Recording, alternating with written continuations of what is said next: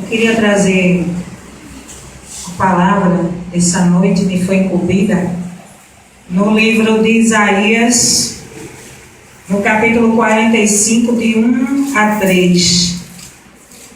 Comecei lá no Aureliano, mas não teve tempo não. Aqui eu tenho um tempinho mais, né? Isaías 45, de 1 a 3. Capítulo 45, de 1 a 3.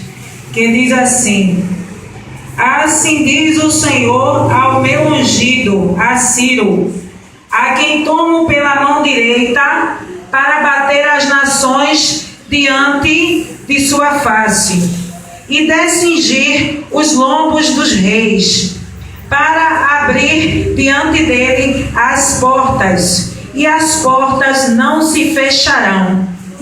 Eu irei adiante de ti, endireitarei os caminhos tortos, quebrarei as portas de bronze e despedaçarei os ferrolhos de ferro.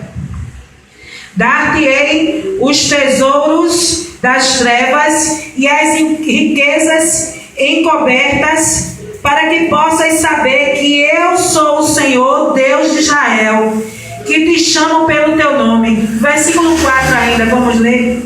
Por amor do meu servo Jacó e de Israel meu eleito, eu te chamo pelo teu nome, ponho-te o teu sobrenome, ainda que não me conheces. Aleluia. Essa palavra foi endereçada a um rei, o rei Ciro. Deus, ele convoca Ciro, né, e chama Ciro para que ele pudesse fazer um algo para Deus, né?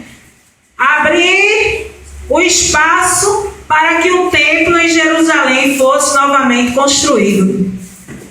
Deus, ele convoca Ciro. E Ciro, nós vemos que Ciro, ele ouve a voz do Senhor. Quando no livro de 2 Crônicas,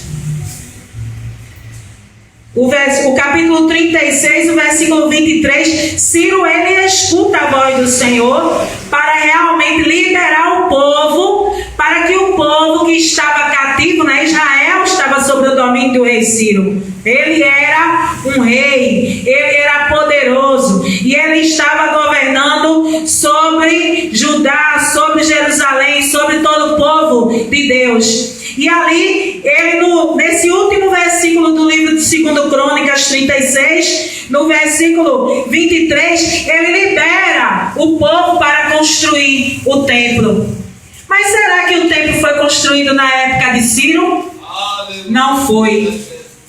Houve muitas perseguições, houve muitos atrapalhos para que o templo não fosse construído. Quando nós vemos aqui no livro de Esdras, no capítulo 4, o versículo de 1 a 8, mostra que um dos motivos o qual o povo de Israel, de Jerusalém, não quis construir o templo, foi porque o povo inimigo queria construir juntamente com eles.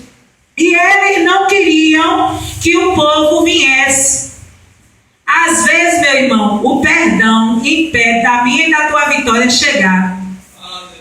O povo disse que não queria. Aí nós vemos ainda em Esdras, se você ler depois, passou o reinado de Ciro, passou o reinado do rei Dário, passou o reinado do rei Assuero. Aí nós vemos no livro de Neemias, no capítulo 2, o versículo 1, que foi no mês, olha, Neemias 2 primeiro, eu vou ler aqui. No mês de Nissan, no 20º ano do rei Artaxerxes, quando lhe trouxeram o vinho, eu tomei e o dei ao rei. Nunca antes eu estive triste na presença dele.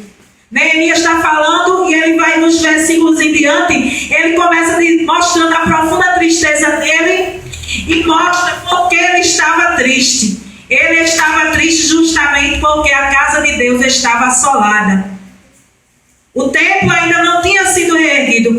Passa o rei Ciro, passa o rei Dário, passa o rei Assuero, chega no 20º ano do rei Artaxerxes e ainda tem empecilho para o templo ser construído.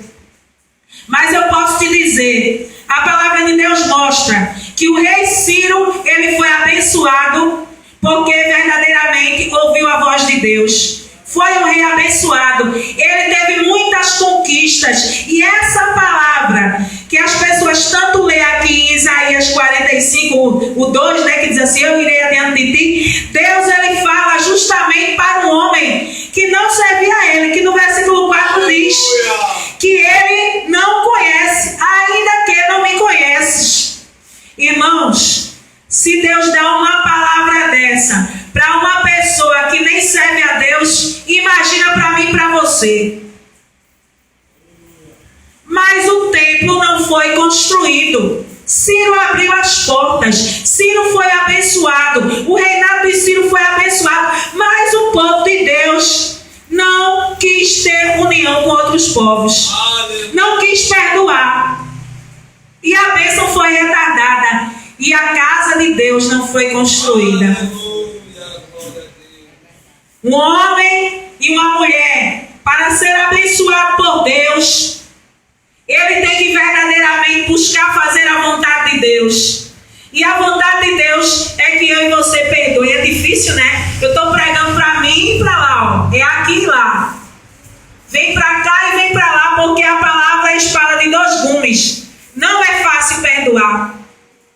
Ciro, ele ouviu a voz de Deus, ele foi convocado por Deus para liberar o povo a construir o templo. Ciro foi abençoado e o povo de Deus foi abençoado. Porque na hora da construção, os inimigos, olha, eu conheço esse Deus, eu conheço esse teu Deus, deixa eu construir o templo também? Não, ninguém constrói não. Só vai ser do jeito que Ciro decretou aqui, como nós lemos, que o povo ia sozinho, nós vamos sozinhos, vamos construir. É só nós. E ali a porta ficou fechada. O atrapalho. Às vezes o atrapalho na minha e na tua vida é a falta de um perdão.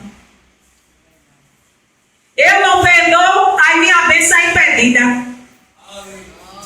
Eu não perdoo, aí eu não escuto essa palavra que irei adiante de ti. Um homem que não era servo de Deus, ouvi isso. Endireitarei os caminhos tortos. Deus ia dizendo que ia adiante dele.